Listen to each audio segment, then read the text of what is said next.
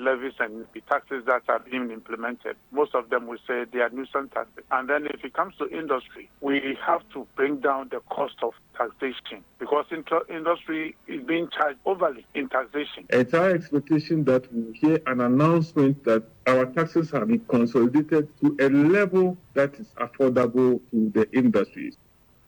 Later in the bulletin, Interior Minister opens up recruitment into security agencies following closed-door meeting with members of Parliament. We'll tell you more about that. And a group calling itself Concerned Youth of Volta Region urges the Governing Council of the University of Health and Allied Sciences to rescind its proposed decision to confer an honorary doctorate degree on President Akufo-Addo, arguing it's an undue recognition. We are at this juncture calling on the Vice Chancellor and the University Governing Council to, as a matter of urgency, withdraw the proposal. Concerned youth of the Volta region are not in support of this conferment.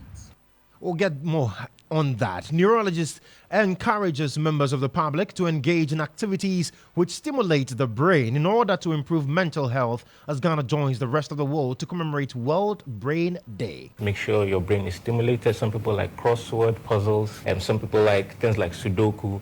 It helps, keep the brain active. We have details of these and more coming up shortly. Stay with me.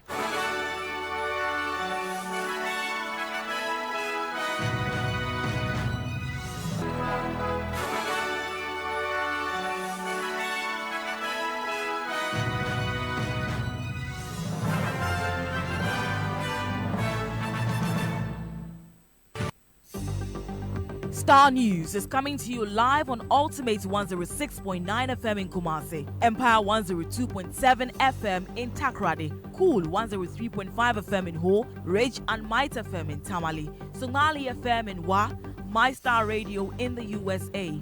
Also live on Facebook on Starr 103.5 FM and on starfm.com.gh around the world. This is Starr 103.5 FM.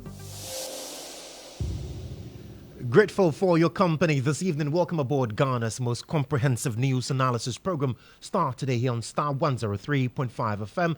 And we are very, very live on Facebook. So join us on Facebook at Starr 103.5 FM. And remember to send your thoughts, your comments, your contributions to the stories that we'll be tackling this evening. Alternatively, you can send all of those to our WhatsApp number 0552 880 216 0552 880-216. And remember to let me know exactly where you're texting from. I am Joshua Kodjo Mensah. The details now. The Ministry of Youth and Sports has denied knowledge of Ghana Paralympic team's participation in the Fjordkraft Bergen City Marathon in Norway. It follows the suspension of two committee members of the National Paralympic Committee of Ghana, Theodore Mauli Viwoto, former Secretary General of the Ghana Paralympic Football Association, and Ernest Yao AC, along with his NGO and a state foundation, over a scandal involving the Oslo Paralympic team and other illegal activities. Now, over the weekend, the story gained headlines when a letter from the National Security Ministry found its way into the public domain on this particular issue. But in a sharp response, the president of the National Paralympic Committee, Samson Dean, accused the two, talking about Mauli Viwoto Theodore and then Ernest AC, of falsifying his signature, among others, to acquire the visas for the alleged para-athletes. Listen to him. I am appealing to Ghanaians, and we want to make things clear that the Ghana Paralympic team have not applied for a visa. Never have anybody, never has the MPC Ghana, never have I signed any letter for and on behalf of the Ghana Paralympic team, and never have we or any of our assigns or officers of the Ghana Paralympic team or the MPC Ghana have applied for a visa. What you have seen in the media, it's a forged letter by some group of people who are into disability sports development and the State Foundation. And the state is a person with disability, an amputated person, who engaged himself in forgery of documents with a former Ghana Amputee Football Association Secretary General with name Theodore Mauli Viwoto, who have since, on the 18th of July been suspended indefinitely by the MPC Ghana. I want to appeal to the people of Ghana that the pictures, the images, the stories that is going viral has nothing to do with any member or anyone they see in the picture. None of them are or are involved or have or are associated to these people. The letters that was sent with my signature on it were forged by these guys, which is NSAC and Theodomauli Viwoto, who did all this forged document fraudulently, used my document to acquire visas for some people who are very unknown to the Paralympic family. I want to appeal to everyone that no member of the Ghana Paralympic team have applied or have engaged in such very bad situation.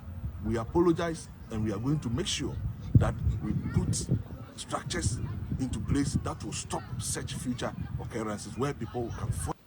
So that's Samson Dean in that statement to the public, basically stating the position of the MPC on the matter and the fact that they are very much unaware.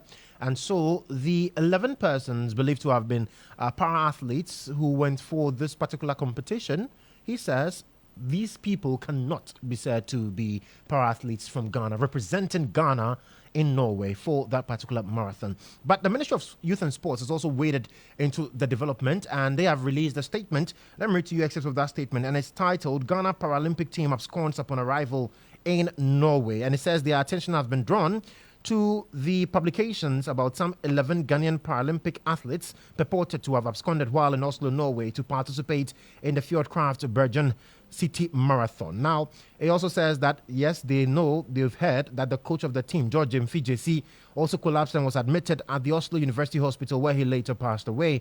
Additionally, one other member of the team, Nana Entry, was arrested and detained by the Norwegian security officials while attempting to travel to Sweden by train. Now, it says, the Ministry of National Security has alerted the Ministry of Youth and Sports to the issue for its necessary action. By way of education, we wish to state the following. 1.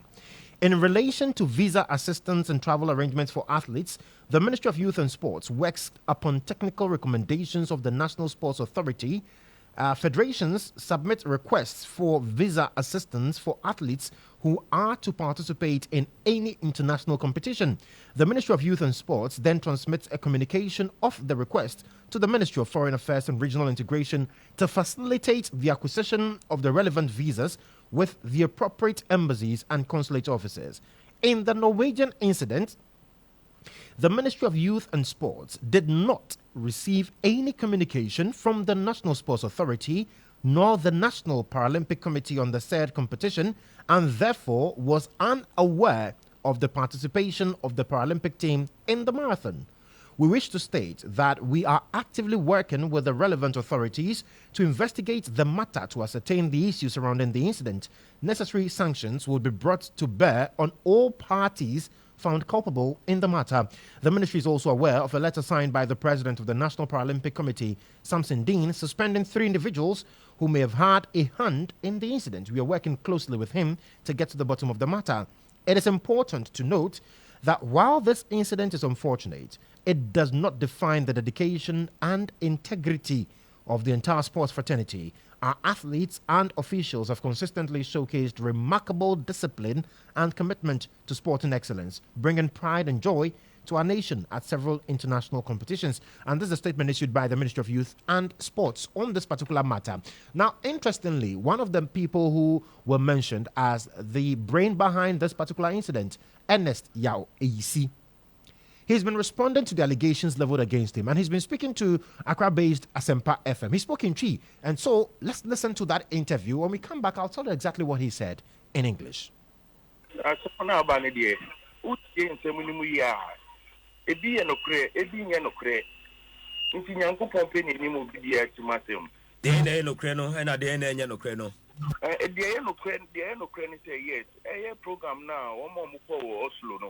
Yes. Program by Omoma assist woman.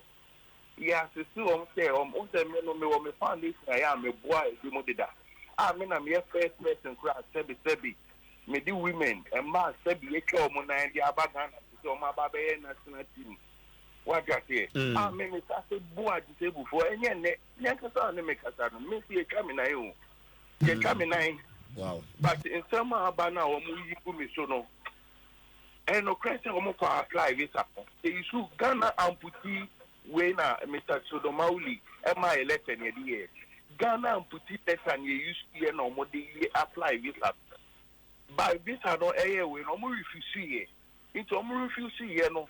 And when I can't go to Tongo Cast, so bet me a letter at the heading at the so. Mimi coordinate MPC for MPC the catch and so almost to me my letter. Because I'm saying the DNA or one I am here they make for my friend said me papa me did ya but almost to me a man lecture and they can put you with the no more 50 and so much as almost pay higher lecture there on between the Marisano and you want now refuse to buy na Tongo Cast letter a yasimono unse obini mobi inti ye almost feel a form no more winning in our call embassy or no. The MPC letter can the second one, MPC letter can one. Me Nico Tiasino, and who MPC letter. It will until third time or mobile be too kind effort one. And I mean, who say MPC letter womb. And I make a check and I told I know your letter when let me call MPC for mamma. Me. Into a ban is almost the bar, and I mean for me, it's almost a chodo, you know, I can't say, or share MPC with no, your friend saying MPC letter. Now it's to make us maybe obini mobi there fine. And one thing Mr. Kamsi a chance of no friend Mr. Joe or conference may take the moon at Treno. And not see so I don't go near bed any and Sabe can say that it's not so normal way because listen to me meeting him said one and a half going to see me. That then I'm coming from me won't she mean for me bush and form Munko no Munyani. Mr. Bisabi, Mr. I want to make a submission at the table. I'm Mr. Blanco fool. One and I bought the table, so I bought the table for Ghana baby. No, I'm paying sir. With the Bimuko school, with your Bimu school fees near there. I'm putting for Nankasa no more Ghana, no Mr. Omo. A body then am I and I say, Daniel, someone a gumi. So may I then answer MP? Me only make a school them come and see me down. It's about the time I'm a sign some CD letter. And then. My children was to still Papa and say, my sign a letter. Yeah, I for you in a letter. Letter no more no again, but the letter, man, that I will show my wife that the letter is coming from your office. I didn't any kind of go. So why is there also mean a master with signature? Me, yes, I something deep. Ghana for me, yes, I a for me, yes, I something deep. Me, yes, I was young coupon demo. Miss Rowe, Miss Rowe, Buchia. This house was suspending my foundation. What suspending me? Me pray about 2,000 something. Me and my share no one basic by this time. Any afro from Mumbisa Bishop, I just officer. Me met me as president of national Paralympic president. You know, me to me yes, father. It also to me bitter 7 years. Something there, some now bano. Oh, friend, me make too much know. But I say what the miss shot them. Miss Fred when you meet him in Ghana for him say, me yes, I yeah. But some now bano. Yeah, it's me so. And you know, yes, I am. But we shall yes suspension letter na buy now. Or say something is so frame Emma Muji to Muse Moana Mushechi and also at the same. Yes, or frame in there, make a share yes. Minimum Mukoya no minimum movie. Minimum but letter no Cassia sign a letter. They no forging in the letter ye. Forging in the letter crying. For the coin, many will be the kind in Commosi. South for a coin in ano, Ubia Nimomo. Winnie Momo were him now, Womo a para alita. Me pacho, any DMU woman, a dumy athlete. A dumy also disabled for no, even though as president, as former way, your friends of Peter J, National Secretary. Yeah. Peter J, or no pony now for the Ruby Air, a woman. What you say? We a cerebral palsy. And I'm disabled for no some dogs for Ghana and you'll be anymore. Something there and you'll disabled for you know any more. Yet, athlete a my own go, Muko, only I just say, oh, say disabled anyway, now anyway, not the way, Abba. But Namo Boa Muse Omunkoye Day, Omukoye Marathon, and as a Mobo Musumunyan. There's Obiam Mose, Masa, anytime you say, Yedni Ebimuko Emomo Bate, you call you can maybe say about it. What you call we say other countries near the Nayaba. If you now say marathon, maybe for Bob Bisonyani, maybe for Bob Bisonyani, I didn't mean from a Busa phone call. Our family, German, after my came, mean for Bob Bisonyani. But Nkomuko take part in what a year event? And I say games when Nkomuko. No, game. I say, me find say, game my own. You know, now I marathon game. No moko. In a nipa no. Penny no count no say one no. Ni dimpo red or no start penny no count no moko no. Or no so no. Your friends the woko we no. What I say, George, you know. Yeah, Samo. And now ministry nyawe, NSC nyawe, I was our tribunal na more embark, you know. Debbie, no more nyawe, but me no, me kwasa will be letter here. The MPC letter no, what's your tungunu na kofabae? That is it. And I mean, baby, you to me letter this year. Into Mr. Sam did here and a cross check. I want to be becoming yes, she.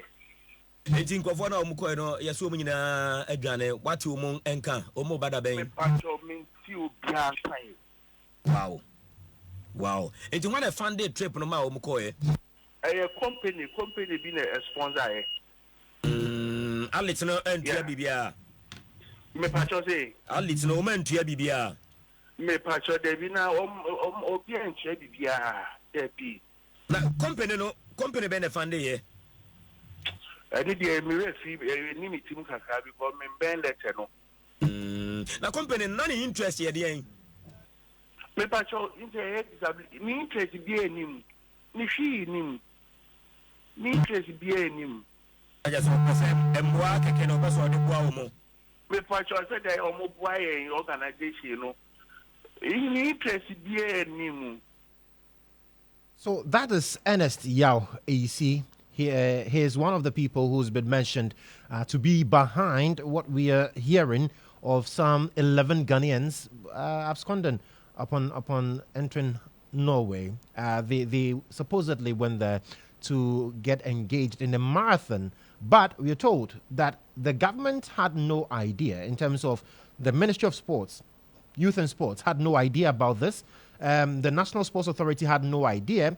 The National Paralympic Committee also had no idea about these 11 people going. And let me quickly tell you what Ernest was saying in Chi. So basically, he says, yes, there are some truths and untruths in the allegations. Yes, he assisted some athletes to Oslo, Norway for the competition. He himself is an amputee, and he used Ghana amputee letter provided by Theodore. Theodore is also mentioned in this particular one. And then the visa was refused. And then one Atongo said he will get the MPC letter for the visas. So he has not personally seen the MPC letter, and he only noted it when the athletes were about to leave Ghana for Norway. Now, he says Samson Dean called him and Theodore, and they explained everything to him. So he's asking what sin he has committed, for which reason he's been cited for such wrongdoing. Because you heard Samson Dean, who he says that, well, his signatures were forged on the MPC letter, which was used in acquiring visas for these 11 people, supposedly as para-athletes, to go contest and represent Ghana in Oslo. Now, he says he knows those who went to Norway, but he does not have an idea about the forgery. Now, some of those who went there were athletes. What he did not tell us was whether all 11 were athletes. Then he says some also have cerebral palsy. And then Samson Dean cannot claim to know all disabled athletes. So the issue he mentioned earlier, Samson Dean mentioned earlier, that the 11 cannot be said to be para-athletes because the MPC has no knowledge of them. He says, well, Samson, you cannot know all Paralympic athletes in the country, even though you are the president of the committee. And he also added that the Ministry of Youth and Sports was not aware, the National Sports Authority was not aware of the trip, because the trip was funded by a certain company.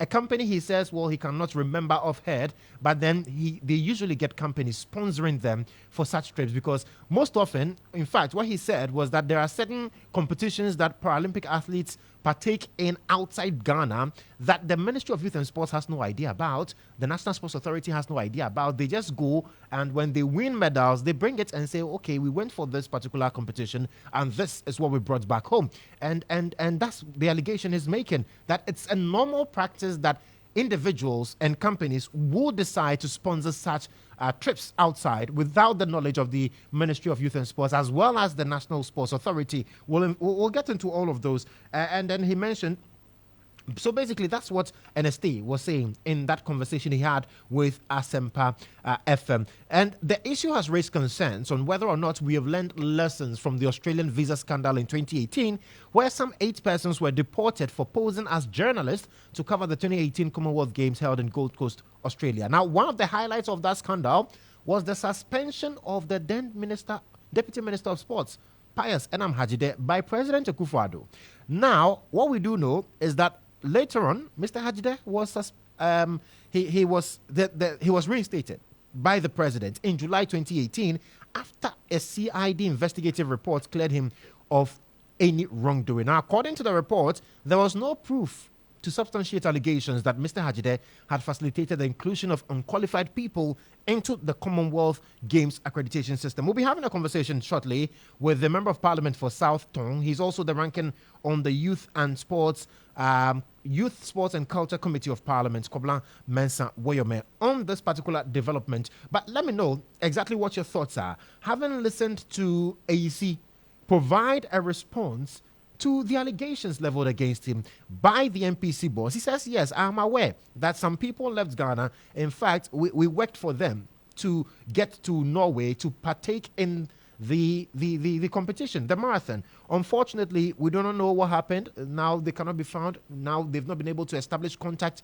with the people. But he says that they are para-athletes. They went to represent Ghana on the blind side of the ministry, on the blind side of the National Sports Authority. Now these people cannot be found. In fact, the coach that went with them, we are told that he actually collapsed and then, unfortunately, he died. And that is what happened with the coach. But the others, we know. Now they've absconded. And we are still chasing after them. And this has brought a lot into question. People are asking questions. What picture does it paint for us in terms of sports and on the international scene? What picture does it exactly paint for us? We'll be getting to the phone lines to get to speak to Kobla Mensah Woyome. But let me have your comments on Facebook. Join me on Facebook with your thoughts, your comments, your views, and contributions to this matter. This is not the first time you're seeing this. Like I said, in 2018, we saw the Australian visa scandal and the issues that also brought along. Whether we've learned lessons or not, whether this is something that shocks you, we'll get to understand. We'll get to understand all of that. So let me know. Let me have your comments on Facebook. And let's get interactive also on WhatsApp 0552-880-216. As and when we are able to raise the Member of Parliament for South Tong, who is ranking on the Youth, Sports and Culture Committee of Parliament, we'll have a conversation on this particular one. This is Starr today here on Starr 103.5 FM. Stay with me. Starr today. First, fast, and credible. So the Minister for Finance, Dr. Mohammed Amin Adams, is expected to present the mid-year budget statement on Tuesday, July 23, 2024, in Parliament. The presentation will be the first for the minister after his elevation to replace Ken Ofori-Atta. The minister's presentation is expected to provide relief to ordinary citizens, as many Ghanaians are expecting the government to implement remedial measures to address the current economic challenges, including high inflation and the high cost of basic items on the local market. Now, ahead of the presentation, players in the manufacturing and service industries have been sharing their expectations of the provisions made by government for their industry. One key area is the country's tax regime, which players have described as tasking. Now, according to the Executive Director of the Food and Beverages Association of Ghana, Sam Agri, excessive taxes is threatening to collapse their industry. Now, he spoke on the Morning Star. We expect them to remove certain nuisance taxes that we have been calling for, and then also look rather militating against growth in this country. So if you look at the port levies and the taxes that are being implemented, most of them will say they are nuisance taxes, and therefore we need to correct this to be able to break even, because most of the taxes that are being implemented are paid on threefold, some in double, some in threefolds. So we say we can't pay tax.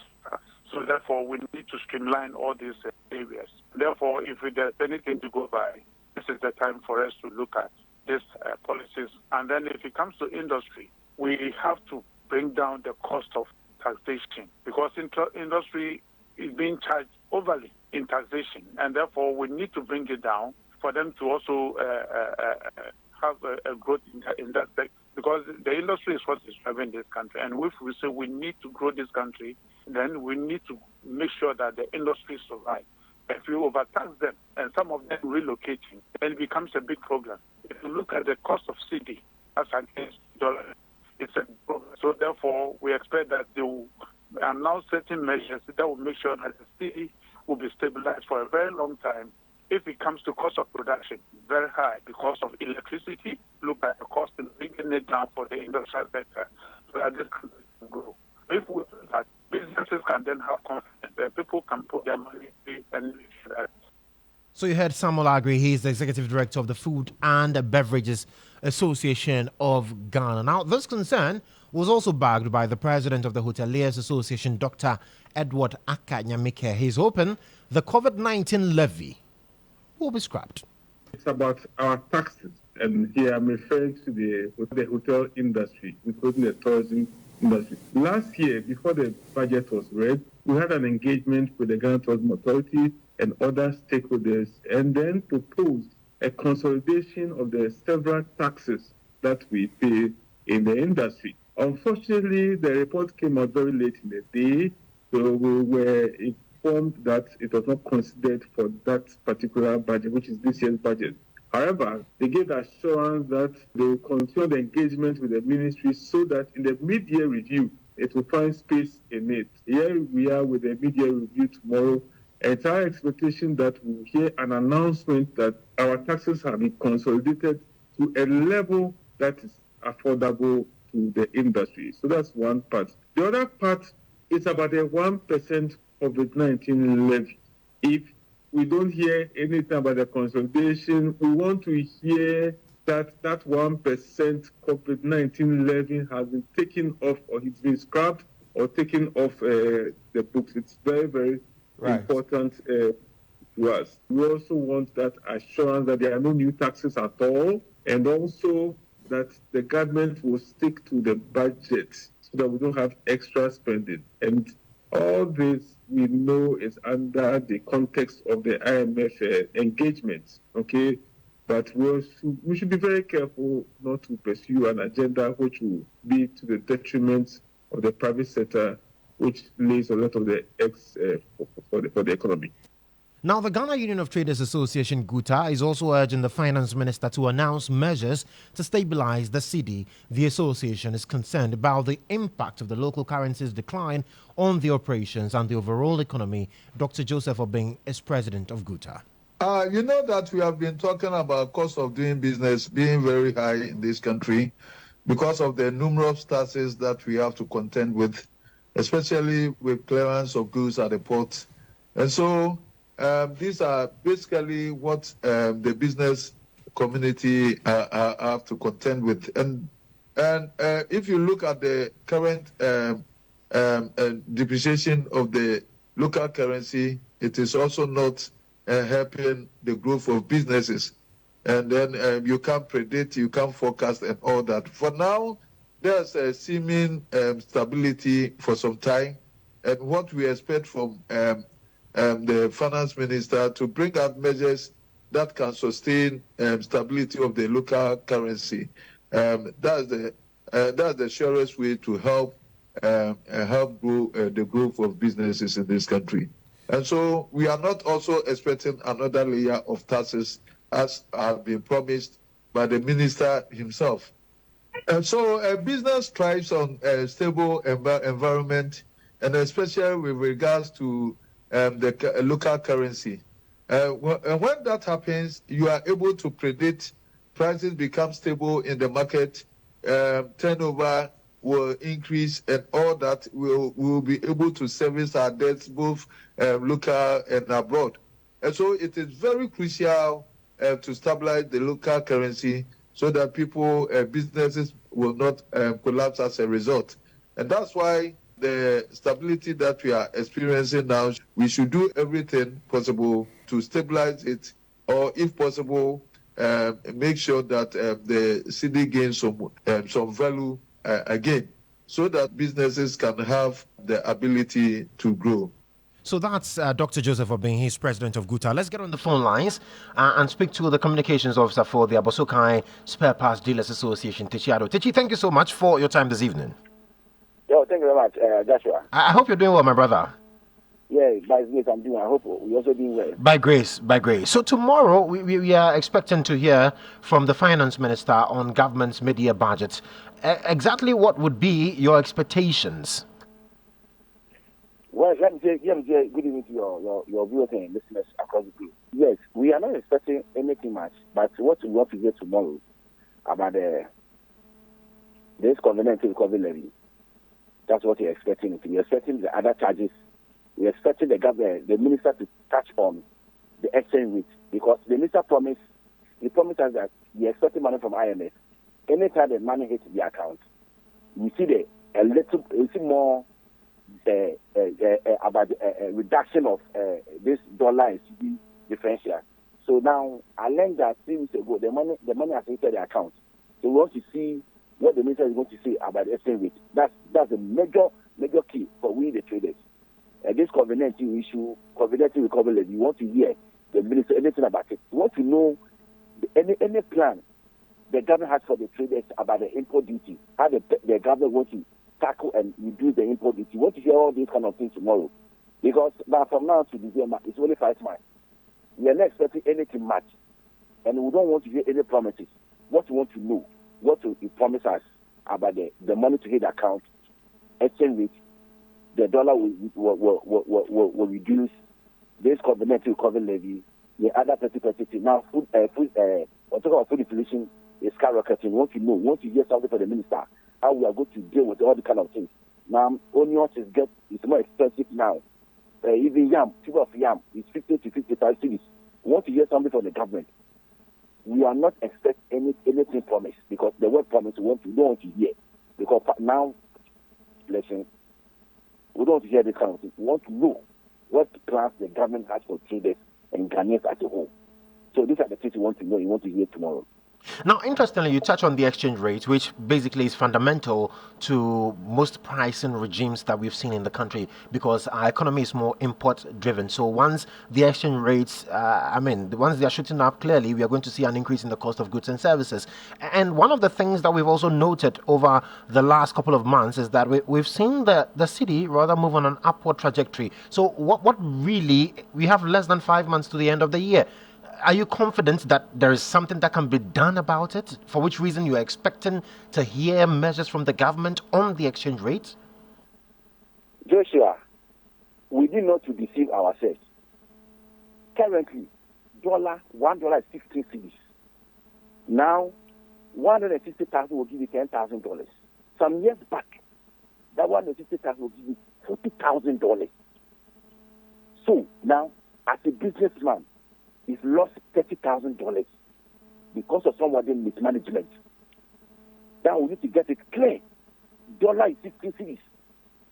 You see, the CD, whatever, dollar is 16 cedis.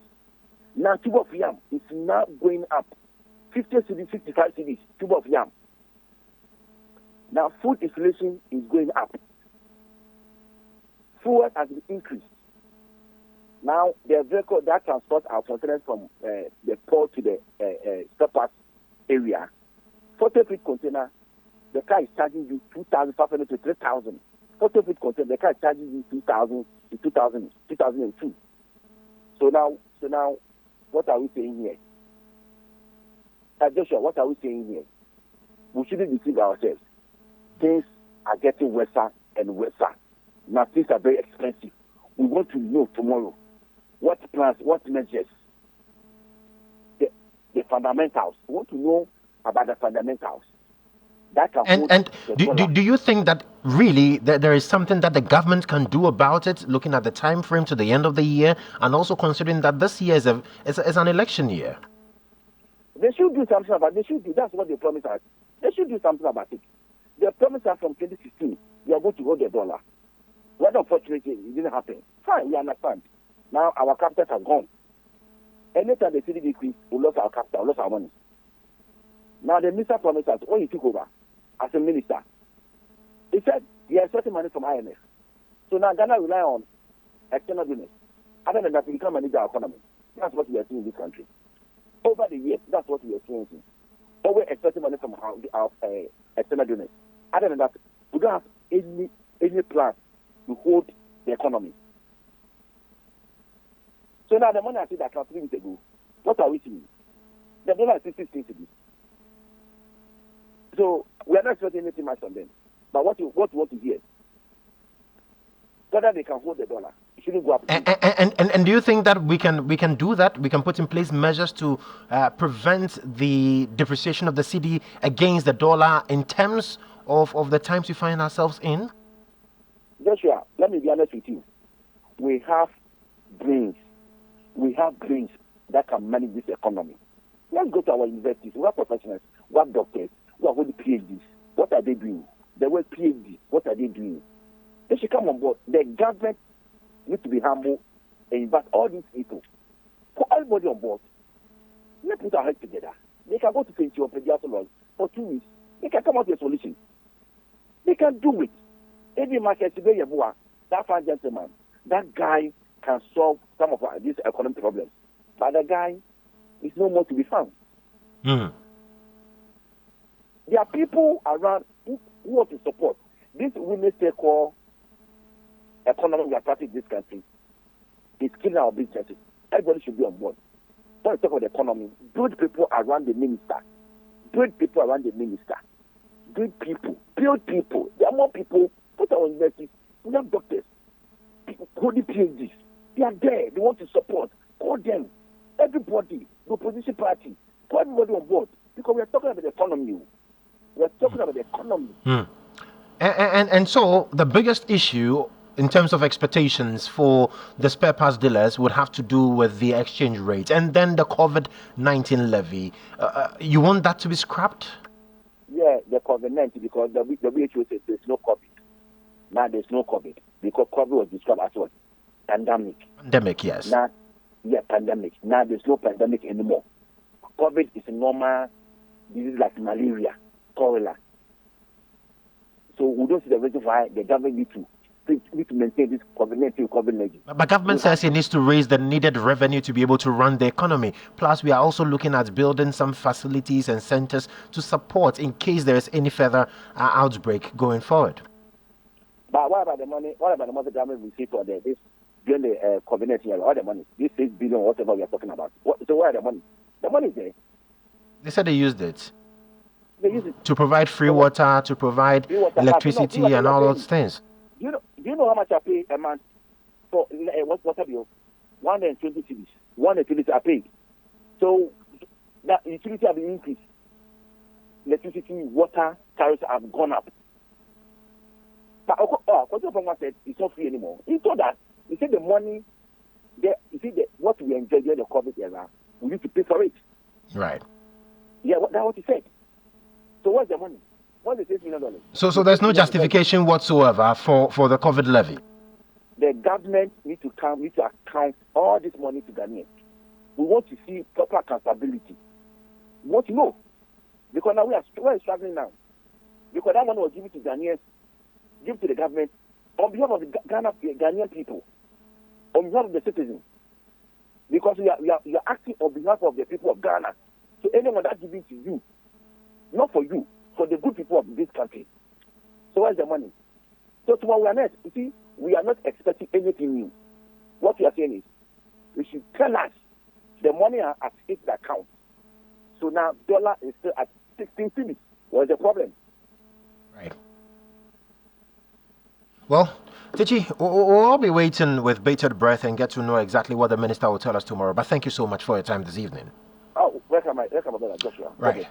Bless you too, my brother. That's Tichiado. He is communications officer for the Abosukai spare parts dealers. And top on their expectation tomorrow is for government to announce measures to deal with the cedi, because the cedi seems to be falling too freely. So how does government intend to arrest the cedi? That's what they want to know. Plus, they also want a situation where we are going to have the COVID-19 levy scrapped, because some of us are still paying. In fact, we are all paying for the COVID-19 levy based on our purchasing and all those stuff. They want government to account for the monies accrued to that particular levy and what has been used. What it has been used for. What are your expectations also heading into tomorrow? Let me know via WhatsApp number 0552-880216. You can also go on Facebook and let me know what your thoughts are on this particular development. But still talking about the mid-year budget, an economist at the University of Ghana Business School, Professor Patrick Asumin, he's also been sharing his expectations of the finance minister tomorrow. If you look at how the budget implementation has gone in the first half of the year, you get a sense, and there's been some hints from the finance minister that we shouldn't be expecting new taxes. And then also, it's unlikely that there will be an additional request for additional money to be spent. And I think all of those are positive things. Obviously, I don't think Ghanaians would have been in any mood at all to tolerate any new taxes, given the multiplicity of taxes we've seen over the last couple of years. And in terms of the macroeconomy, the broader macroeconomy, we should definitely going to get an update how the consolidation effort that were announced have played out in the first 6 months. You get the sense that there's a chance that there might be an update, especially to the growth target, given how the first quarter growth number went, and also the fact that the other major international organizations have all upgraded their projections, expecting the economy to grow a little faster. I'll be surprised to see if there's any update on the inflation number, the inflation target. And but generally, I think it would be great to hear any measures that the government have in terms of building the economy going forward. We spent the last 2 years speaking a lot about consolidation and then stabilization. Obviously, the stability that we are all expecting have not happened yet. There's been some measure of stability, but we're still a long way off where we should go. But I think Ghanaians want to see beyond that where the economy is headed and where the long-term growth is going to come from. I think it is in that area that we haven't really heard enough. We've heard so much about consolidation measures. We've heard so much about some progress that have been made. But I think Ghanaians want to hear a bit more vision going forward, how the economy is going to pan out, so that we don't return to the problems that we've had in the last couple of years. So you heard Professor Patrick Asumin there, sharing his thoughts on his expectations ahead of the media budget review tomorrow, to be presented by the finance minister. This is Starr today here on Starr 103.5 FM. Like I said, we are streaming live on Facebook, so you can join us on Facebook and let us know exactly what your thoughts, your comments, your views and contributions are. But if you're listening to us outside Accra and not using the internet, then definitely you're listening to us via our affiliates. Starr News is coming to you live on Ultimate 106.9 FM in Kumasi, Empire 102.7 FM in Takrady, Cool 103.5 FM in Ho, Rage and Might FM in Tamale, Somali FM in Wa, My Star Radio in the USA. Also live on Facebook on Starr 103.5 FM and on starfm.com.gh around the world. This is Starr 103.5 FM. Let me now take you to the Volta region, where a group calling itself the Concerned Youth of the Volta region is urging the Governing Council of the University of Health and Allied Sciences in Ho to rescind its decision to confer an honorary doctorate on President Akufo-Addo. The university scheduled July 29 to honor President Akufo-Addo with an honorary doctorate has drawn the wrath of some youth in the Volta region who argue that the president is the least of persons to be recognized by the university. They stated that persons who contributed to the establishment of the university, including former presidents John Dramani Mahama and the late Professor Evans Atta Mills, are yet to be given any of such recognitions. Speaking to Starr News, the convener of the group, Oscar Akaba, described the decision as a partisan political move meant to unduly give recognition to the president. It is unthinkable and surprising that the Governing Council of the University of Health and Allied Sciences could bypass the architects and the initiators of this noble health institution and honor the president, which we see as the least in contributing to the development of the school. And some of such developments are still in bad state. For example, the road network and hostels facility, which is lacking in the university. It might surprise you that once a political party in this country describe and refer to the university as a hatchery. So how can a hatchery not honor its initiators first, but jump to confer an honor on our president, who is the least in the line to warrant an honorary doctorate degree? Because the reasons given so far can't wash. Even our chiefs who gave the lands, we haven't honored them. Up to now, we have not even paid compensation to some of them who gave the land out on which the same university is sitting on. We see this as a political celebration, a partisan political celebration hiding under the governing council to honor the president. Please, we the youth, concerned youth of the Volta region, want beyond partisan political honoring. We want to be part of the honoring celebration, to honor.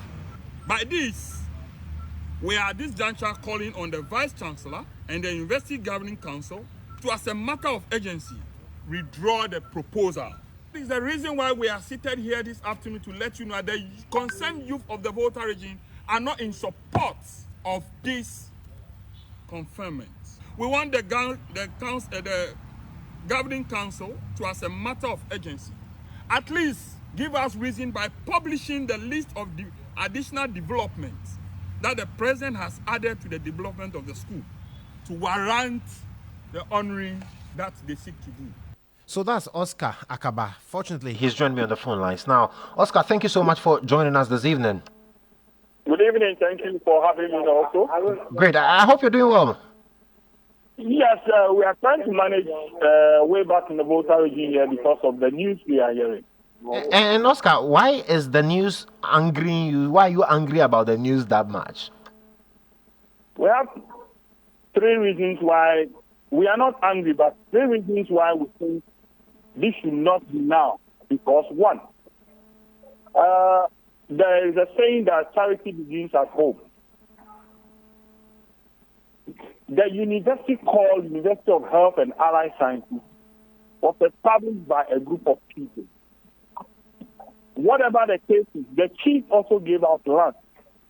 Why don't you honor those people as well?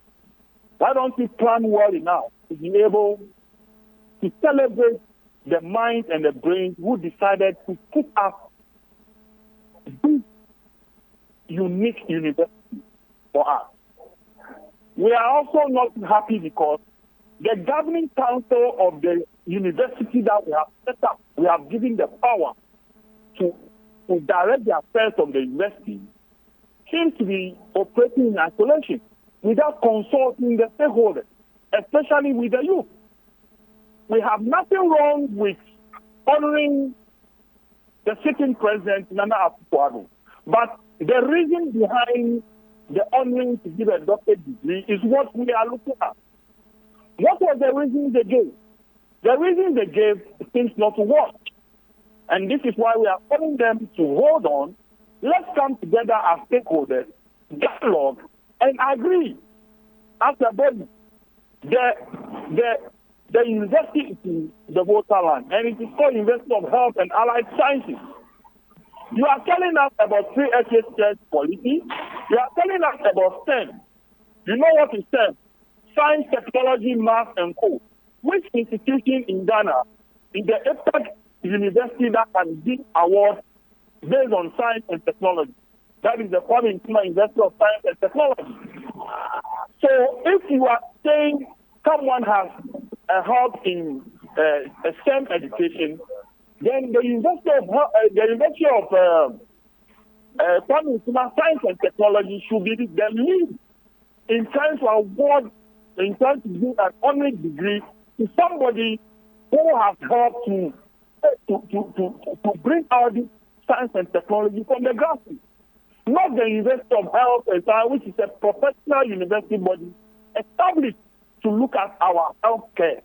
If you can go to Google, you will see the difference between what is health care and science.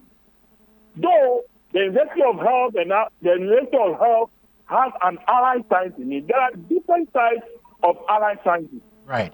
But I hope you understand what I'm saying.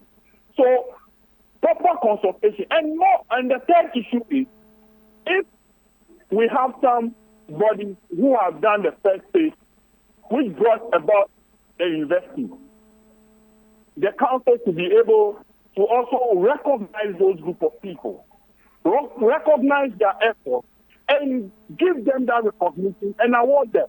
But is it the case that the school has refused to award these such people? I mean, they've decided that on the 29th they will honor the president. Could it not be the case that going forward they would consider to honor these other people? Why should they do all of that and lump it all at once? Why do you start counting 3 before you count 1? You count 1 before you go to 2. At least systematically and logically, you have to start from 1 to go to 2 and go to 3. Don't you agree with me, my brother? And your point would be? Would you agree with me? And I'm asking, the point would be? My point would be that at least we know the first chancellor of that university, don't we? Professor Binka, has anybody awarded him for the great work he has done? I remember when this whole idea started. It was way back in the bush. The University of Health and Allied Sciences was confirmed. Some group of people in this country ever called that initiative after hand. A bush and a place, an idea that can never materialize. They said this in front. But today, it has come to maturity. So why don't you give honor to someone who went to the bush and did all those things first? Why would you do that? But Oscar, would you agree with me that it is the discretion of the university to determine who to honor and when to do so? Did you say discretion? Who gave the authority to the governing council? Are they operating in isolation? We are citizens of this country. We are owners of the land on which the university is built upon. And that is why we are the concerned youth of voters. Right. We are not against the honoring of our president. Okay. But let's count 1 before we count 2. Okay. That is all we are saying. So in this case, a date has already been set for the ceremony to honor the president on the 29th of January. That's of July, rather. That is next week. By this time, UHAS should have gone through with this. Is it the case that you want them to cancel it? They should suspend it. We aren't saying they should suspend it and do a proper consultation. And if that does not happen? If that doesn't happen, well, we have 2 options. We will first of all demonstrate on the day of the said activity to show the whole world that we don't think this is the right thing. A whole professional institute, a whole governing council of educated academia is not able to engage the stakeholders well enough. Even the chief. What are we talking about? Right. Well, Oscar, and we'll see how things pan out in the coming days. Grateful for your time. That's Oscar. Right. So that's Oscar Akaba. He is the convener of a group calling itself the Concerned Youth of Volta, and their concern is basically the fact that they do not accept the fact that the University of Health and Allied Sciences wants to honor the president with an honorary degree on the 29th of July. They say, well, that is misplaced because there are others who are more deserving than the president, for which reason they believe that these people should be awarded first, recognized for the hard work that they put it in place to ensure that the university got to where it is now before honoring the president. And they say if nothing is done by UHAS to suspend the decision, they will be demonstrating on the same day that the president will be honored by the school. Well, we'll get to understand exactly how all of that pans out, and we'll let you know how it all goes down. Let me do some of your messages quickly before we get back on the phone lines to speak to Honorable Kobla Mensah Woyome, who is ranking on the Committee for Youth, Sports and Culture in Parliament. We want to look at the issue regarding the Oslo Paralympic athletes, the Ghanaian athletes who went there and then, we are told, have absconded. For which reason, there's a lot of controversy and as to whether or not we've learnt our lessons from the Australian visa scandal in 2018 and the matters arising. Some people say, well, we are seeing what we are seeing because we refused to make public the reports, the CID reports on the investigations into the Australian visa scandal, and that's why we find ourselves where we are. Fortunately, we've been joined on the phone lines by Kobla Mensah Woyome. Honorable, thank you so much for your time this evening. Thank you. Good evening, and good evening to your listeners. Fantastic. I hope you're doing well. Yes, my brother. Fantastic. Well, as it stands now, we've heard so much from the MPC, the Sports Ministry, the National Security Ministry. What is your reading into all that has played out over the weekend? Thank you. Thank you. I think it's an embarrassment once again. Because we still haven't planned our Hello, Honorable. Unfortunately, we are unable to hear you. Your line is not stable at all. If you could just reposition yourself so that we can hear you clearly. Okay. Is it better now? Yes. You say this is an embarrassment once again. It's an embarrassment once again, and it's as if we have not learned our lessons as a country and people.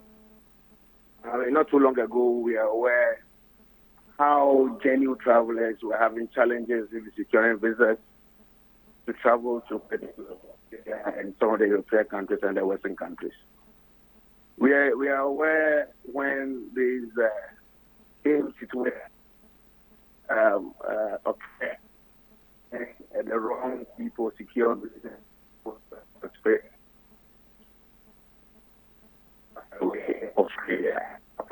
Well, Honorable, and so I was thinking that Ministry of Youth and Sports, the National Sport Authority, would be very important how they assess this officers. Honorable, you know what? Let's quickly call you back and see if it will get better. The line is really, really tricky. It's making it difficult for us to hear you. So, producers, let's recall Kobla Mensah Woyome on this particular matter, and then we can have an extensive conversation with him on the developments. Yes, he says it is an embarrassment once again. It's as though we've not learnt our lessons, but we get to understand the dynamics because we're told by AEC in that audio tape you heard that this is not new to their practice. They usually have people who sponsor the Paralympic athletes. They go out there, they contest, and then on the blind side of the Sports Ministry as well as the National Sports Authority. So this is not anything new. We'll get to understand how the dynamics work in that particular. Well, okay. Let's try one more time and see if we have him now. Honorable, if you can hear me now, I would like you to. I do. Great. So please continue your submission for me. It's better now. Yeah, so I was thinking that with what had happened in the past, we should be mindful and we have put in place some guidelines as to how we get situations in securing visas. So whether we are even dealing with the right people within the situation in securing the visas and all that. And so I think there was a big lapse, and that's all to be investigated, and this the committee in Parliament. In fact, we currently have been reshuffled. We now have some new members, and so we are calling an emergency meeting for the first time after the new standing order came in a few days ago, so that we can quickly discuss this matter and begin to invite people who we think need to be invited for further explanation. We may have to also get the minister to the floor to also give us some better understanding of why what happened. We need to also ensure that what should be the way forward, because I'm sure after the Gold Coast incident, what happened during the what happened in the past? Yes, in 2018. We didn't get to know what measures have been put in place to forestall some of these things going forward. And so this is happening again. It's a big embarrassment once again for this country. And of course, it's just going to increase the challenge and the difficulty for genuine travelers to some of these countries and so on. So we need to investigate it. And the committee in Parliament will do justice to that matter. Quite interesting, but listening to the back and forth between the MPC boss and then one of the persons named behind this particular one of the things that came out strongly was the fact that this arrangement is not new to the ministry as well as the MPC and the Sports Authority, where individuals fund the Paralympic athletes to go for competitions on the blind side of the ministry as well as the NSA. Is that normal or is very worrying? Yeah, definitely, but it's not normal because I'm sure even who did the introduction of the team? I mean, is it the NSA sports or which entity did the introduction? And so we need to know. But even the federation that's supposed to letter, they ought to they will be doing so on the strength of being a member of the federations in Ghana working under the National Sports Authority by law. And fine the National Sports Authority and the Ministry of Youth and Sports. Procedurally, something went wrong. So they ought to know. So these are some of the things that I think ought to be checked and looked at, and we must ensure that it doesn't happen again. And those found culpable in this matter should be left off the hook. And we've seen a statement from the Ministry of Youth and Sports basically saying that, well, they've taken note of the issues and then investigations are underway. They are working with the various agencies to ensure that some finality is brought to this matter. You say that your committee in Parliament would take the matter up, right? Absolutely, because we have to invite those same entities to hear from them at first hand and then maybe ask the needed questions and see what the way forward should be, and possibly request from the Ministry of Youth and Sports and the Minister itself, and maybe the National Security Minister to come and furnish us with better understanding into all of those things. And probably also request from them what should be the way forward in helping to ensure that these things do not happen again. I mean, it's very necessary because the embarrassment is one too many. And you mentioned also that because we did not see the full dictates of what was contained in the report or the investigative report on the 2018 Australian visa scandal, that could also feed into all of what we are seeing currently? Absolutely, my brother, because you see, you don't do the shabby thing they did in the past. Because what are the lessons we are learned? What are the things we need to do to ensure that we do not, go back or to situations like that as they're happening now? I mean, and of course, procedurally, what really happened that we think administratively at the National Sports Authority, at the Ministry of Youth and Sports itself, and all other key agencies that are responsible to ensure that this is done seamlessly. Do the right thing and in a certain manner. That will again will be a guide for all the things. And so these things are key, and so they are so germane. And there will be the need for us to probably go back to look at all of that holistically, because this we must nip it in the bud. Very well. Thank you so much for your time this evening, sir. But thank you, my dear brother. Right. So. Thank you. That's Kobla Mensah Woyome. He is Member of Parliament for South Tong. He's also the ranking member on the Youth, Sports and Culture Committee of Parliament. And it's quite clear, Parliament is interested. And so we're going to have the committee work on this particular one and invite the necessary authorities to answer questions. Now, let's do some other stories from Parliament. And the ranking member on Parliament's Information and Communication Committee, Samuel Nati George, is accusing government of being insensitive to the plight of Ghanaians following the lamentations of internet users over the rise of cost of data in the country. Now, the subject of high cost of data resurfaced on social media over the weekend after an ex-user posted about MTN being declared a significant market power, which he claimed accounts for MTN's high cost of data. But the regulator, NCA, has defended its management of the telecommunications sector. Chief Corporate Services and Sustainability Officer Adjoa Efriewiafe has explained that the telcos are only complying with directives from the regulator. Listen. In terms of the data that we are talking about, I think today the NCA has released a press release that talks about the reasons why we have some of the data pricing that we have. They have even talked about the fact that when it comes to even data pricing in the sub-region and in Africa, we are among the lowest priced when it comes to data. And also talked about the SMP declaration of MTN as significant market player, which means that we have data prices have to be higher than our competitors. And I think the NCA has come out to explain that there was a reason why we have the data structure the way it is, and that is to improve on competition. And so those are some public interest reasons why that's the case. But NCA itself has come up and it's explaining to the public the reason why the data prices are the way they are.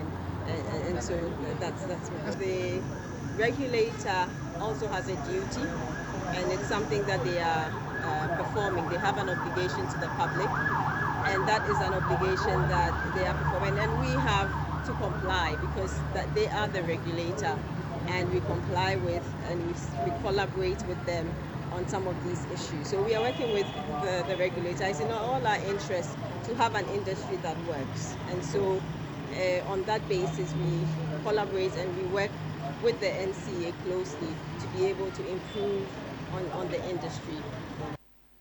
So you heard there, Adjoa Efriewiafe, she is... Okay, so she is Chief Corporate Services Officer of MTN. Now, speaking on the sidelines of Parliamentary Select Committee on Communications visit to MTN, who has been deemed insignificant to market power, Ningo Prampram MP Sam George rubbished promises by Vice President Dr. Mahmoud Bawumia. Data cost will be reduced, urging the government to demonstrate commitment by revising the SMP strategy it has employed. Fortunately, MTN did not respond to the issue I raised on the cost of data pricing, because I believe that we have a challenge with what the pricing is, and I asked them what exactly is leading to the high cost of data.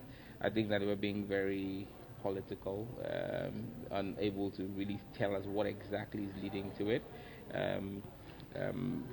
The corporate governance manager, Madam Adjoa, made reference to the fact that the NCA had put out a statement talking about MTN's SMP, and so it appears that because they are an SMP, their prices are being fixed for them. They stop short of admitting that that's where the problem is coming from. But ultimately, I think that this is about a government decision. It's a government that's decided to label them as an SMP, fix their prices for them, and that has a consequence on the customers. So if as customers we're paying more for data today simply because the government has asked MTN to charge us more, the government needs to be awake to the needs and demands of the people. So when I hear Dr. Bawumia say that we're going to have cheaper data, his head of the economic management team now, he should take off the SMP tag, or I'm not against the SMP tag, but the way it's being deployed, the cost of data that's being inflated for the Ghanaian taxpayer. The Ghanaian young people are crying. The young people of our country need data to study, they need data for their entertainment, they need data to create content and make a living. And if we make it too expensive because the government wants to, in quote, create a level playing field, there's a better way of creating a level playing field than taxing or passing a very heavy burden on the Ghanaian taxpayer. Government should be focused on dropping the prices of data for the young people of our country. It's as simple as that. The young people of our country and businesses are reeling and suffering under the cost of data, and government needs to work on it.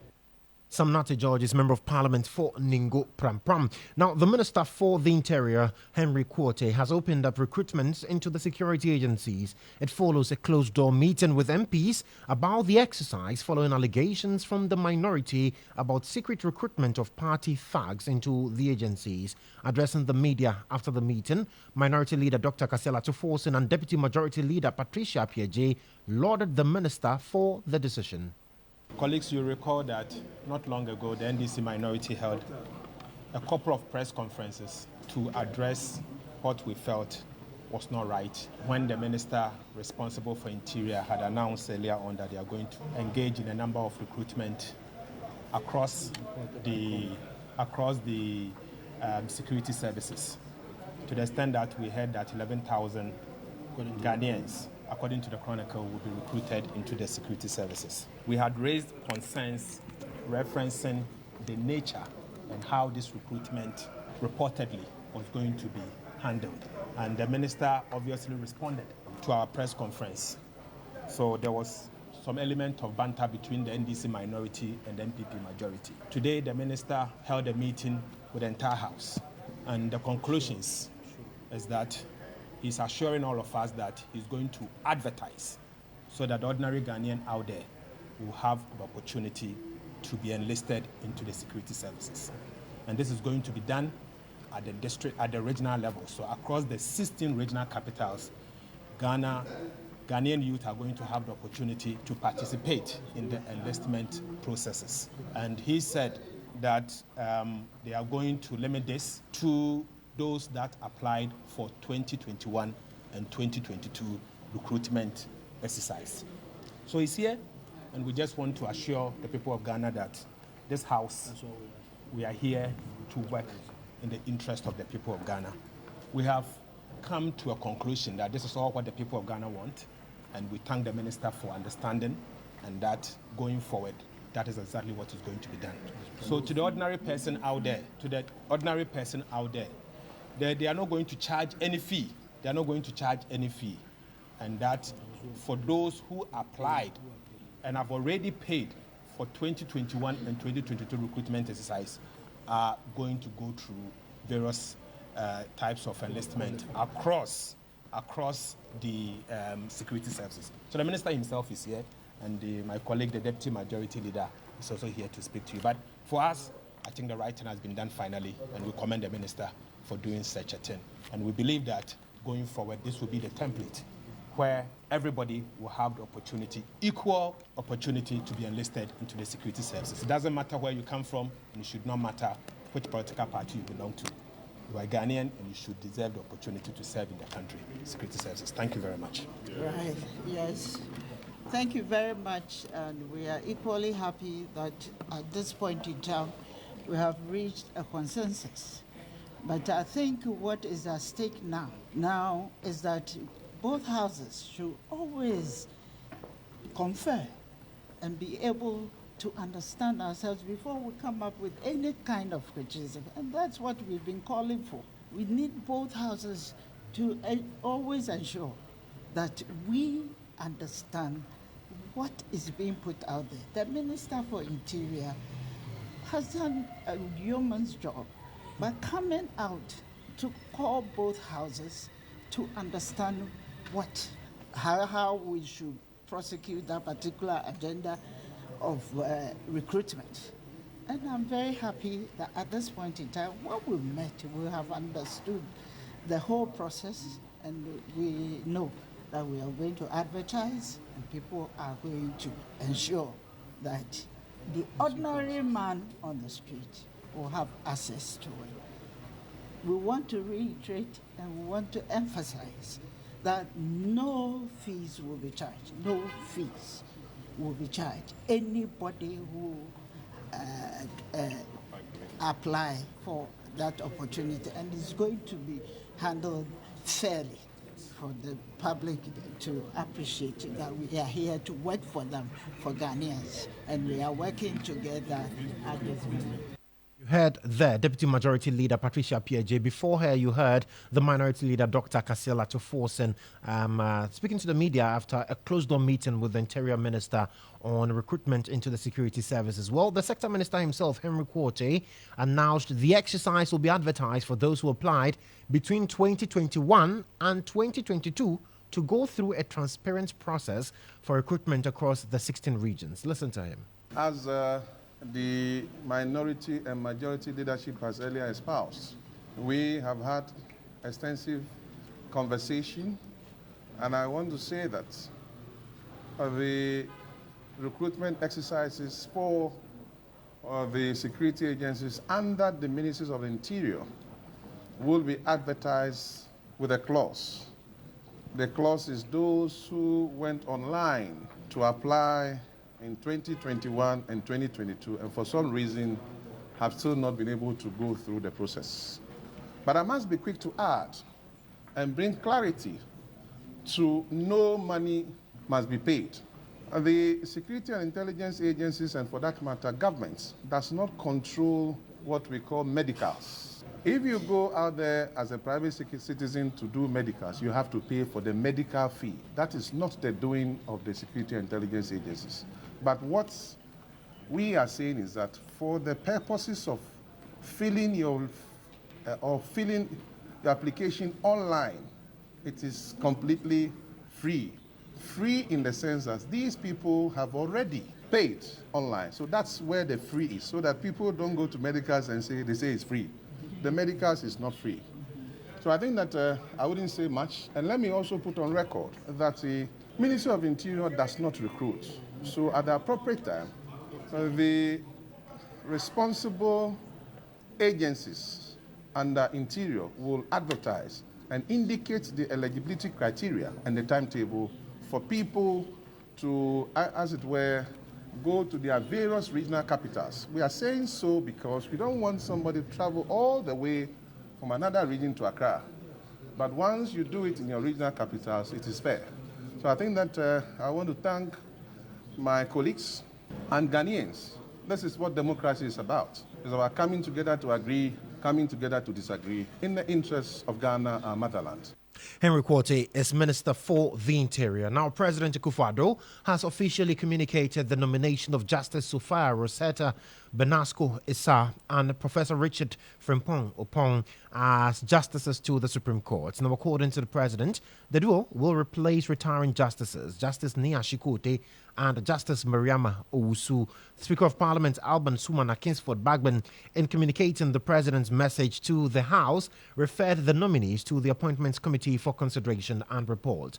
Alban Bagban, however, questioned the appropriate numbers required at the Supreme Court, advising the House to legislate a ceiling to tie the hands of presidents. Justices for our consideration to be appointed to the Supreme Court. Up for the House is for you to determine. It's dated 16th July 2024. It reads, Mr. Speaker, reappointment of justices of the Supreme Court. I hope this finds you in good health and spirits as a result of pending and projected vacancies on the Supreme Court, occasioned by the retirement of Mr. Justice Ni Ashikoti on 2nd October 2023 and the pending retirement of Justice Mariama Owusu on 18th November 2024, respectively. The Judicial Council advised me on 24th May 2024 by letter under the hand of its chairperson, Chief Justice Gertrude Tokonu, of his nominations for my appointment to a court of their replacements in accordance with Article 1442 of the Constitution of the Republic. In order to achieve full parent complement of the justice of the court for the next legal year, I have decided to appoint to the Supreme Court, as advised by the Judicial Council, and subject to the satisfactory conclusion of the processes set out in Article 1442 of the Constitution, the following persons. 1. Justice Sophia Rosetta Odokwa Benasco Essa, and 2. Professor Richard Frimpong Opong. Upon receipt of the Judicial Council's advice and in accordance with my obligation under Article 1442, I consulted with the Council of State on the intended appointments. The Council of State has, by letter dated 15 July 2024, notified me of the successful completion of the consultation process. I am therefore, in further accordance with Article 1442, seeking the approval of Parliament for the appointment of the nominees as Justice of the Supreme Court. Their curricular vitae are hereby attached. I am fully satisfied that each of these persons is duly qualified and eminently fit to discharge the functions of a justice of the Supreme Court. That is left for us to confirm or disagree with His Excellency in this one. Mr. Speaker, it is my respectful hope and expectation that the approval of the nominees will proceed expeditiously to enable them to assume office as soon as practicable. I thank you in advance for your cooperation. Signed, Nana Adodankwa Akufo-Addo. So you heard the Speaker of Parliament, Alban Sumana Kingsford Bagbin. Now let's do some other stories this evening. And hearing impaired learners from Kodjo School for the Deaf are urging policymakers to address the high unemployment rate among persons living with disabilities. Unemployment rates among PWDs are significantly high, with women facing greater risks due to the intersection of gender and disability. This exacerbates their plight, leaving them dependent on other members of society and unable to take control of their lives. Eastern Regional Correspondent Kodjo has more in this report. The United Nations estimates that about 80 to 90% of working-age PWDs in developing countries are unemployed. In Ghana, persons with disabilities constitute 8% of the population, translating to 2,098,138 individuals according to the 2021 population and housing census. But majority are without jobs. At a stakeholder engagement with a Member of Parliament for New Job in South, facilitated by AFES Ghana in collaboration with COFCRO project partners, hearing impaired students at Kodjo School for the Deaf placed an urgent call to decision makers to focus on inclusive policy interventions to address unemployment among PWDs. We are applying for a job or something. Because of the disability challenge that we have, they always deny us for our job, especially when we write a letter today. They will tell us, okay, next week you will hear from us. Upon tracing, they will tell us that because of the language barrier, we don't get the job. So we help from the government to help us get a job. The forum allowed the youth to raise concerns about their challenges, including unemployment, inadequate social amenities, higher education and skill training opportunities, and security concerns. We don't have local enterprises here. It is the mainstream government formal work. Now we are looking at entrepreneurship, where we engage maybe agripreneurs or producers, palm kernel oil producers, shea butter producers, and those kind of entrepreneurs. That is the only way that we feel that it can boost the local economy here. Programs manager at Starr Ghana, Ernestina Tete, emphasized that policymakers should take a cue from the youth protests in Kenya by frequently engaging the youth on policy interventions that address their present and future needs for inclusive development.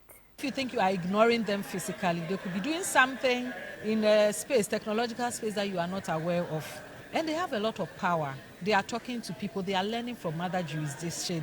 They know what is happening to young people in other jurisdictions. So you can't continue to ignore them. The duty bearers have to engage them when it comes to issues that concern them. Member of Parliament for New Joabin, Michael Otribefi, assured participants that he would intensify engagement with the youth to address their concerns, building on ongoing efforts in education, employment, and security. We're going to work on their issues and meet them again for feedback so that we can interact and straighten up things that we have not done over the period, especially in the area of involvement in decision making for young people. We have to do more to know more about their needs. New Job and MP Michael Otribefi ending that report from our Eastern Regional Correspondent Kodjo. Now, a neurologist at the Kodjo Teaching Hospital, Dr. Kwame Mensah, has encouraged members of the public to engage in activities that stimulate their brains in order to improve their mental health. We want to raise awareness about these conditions and also want to talk about prevention. In fact, the theme for this year's World Brain Day is about prevention. So, like I mentioned, 90% of strokes are actually preventable. And the main thing you have to do is live a good, healthy lifestyle. And then also if you have things like high blood pressure, make sure it's treated. And any conditions that can contribute to you having any of these brain health, get it screened, identified early, and then you can prevent some of these complications from taking place. So you want to slow down this decline as much as possible. So keep your brain active and learn new things. Make sure your brain is stimulated. Some people like crossword puzzles, and some people like things like Sudoku. It helps, keep the brain active. Then make sure you get plenty of exercise. Make sure you sleep well. So about 6 to 8 hours of sleep in a day is what is recommended.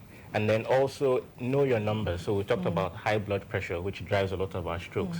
So once you start getting to the age of about 35, 40, you should be checking your blood pressure at least once a year. So you heard a neurologist at the Kolebu Teaching Hospital, Dr. Kwame Mensah. Let me take you to the foreign front. And President Joe Biden has announced his intention to end his 50-year political career by dropping his re-election bid against Donald Trump in a social media post just months before voters go to the polls. Now, Nathan Dashley, a Democratic strategist who reacted to Biden's withdrawal, says he made the right choice for his political career. President Biden made history today. He not only changed the trajectory of our country's politics, but he also secured his own legacy. And I think this must have been an incredibly difficult decision. It's something that probably none of us could understand without having gone through it ourselves. But President Biden made the right call. And I think that we saw a number of Democrats in the days leading up to this decision, suggests that he terminated his candidacy. And that must have been hard to hear. But I think President Biden decided that he needed to put the country first, he needed to put the party first, and that the most important thing was defeating former President Trump this November. And I think he concluded rightly that he wasn't the best candidate to do so. So I think there is a lot of celebration as well as genuine respect and gratitude for President Biden for his legacy and his accomplishments and making this tough decision. Since President Biden has announced he's not running, they are free in every sense of the word to get behind whoever they choose. So what we will see is, this is an unprecedented process, at least in recent history. Nathan Dashley there, Democratic strategist, ending Starr today here on Starr 103.5 FM. This morning is for your starfm.com.gh. Grateful for your company this evening, and let's do this same time tomorrow, right here on Simply the Best, Starr 103.5 FM. I am Joshua Kodjo Mensah. Many thanks to the digital team, Paco, Ima, for making sure that we're live on Facebook, Benjamin Saki, Prince, ACN also helping with production to ensure that you also get the best of news right here in your homes. Let's do this again. Have a wonderful evening. At 6:30, we bring you Focus on Africa from the BBC. Good evening.